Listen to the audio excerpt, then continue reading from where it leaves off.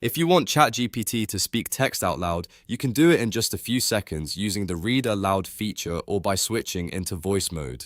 In this video, I'll walk you through both methods step by step so you can turn written responses into speech quickly and easily. If this tutorial helps you out, make sure to hit the like button and subscribe for more simple AI and software guides just like this. Let's jump in. First, open ChatGPT in your browser or app and type the prompt you want answered.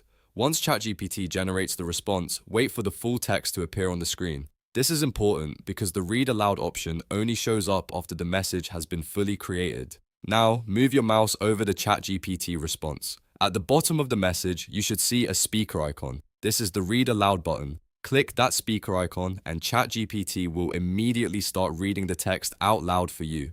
You can listen to the response without having to read it yourself, which is really useful for reviewing long answers, studying, or multitasking while you work. If you want to stop the audio, you can usually click the same speaker control again, or use the playback controls depending on the version of ChatGPT you're using. You can also generate a new response and use Read Aloud again on any answer you want to hear.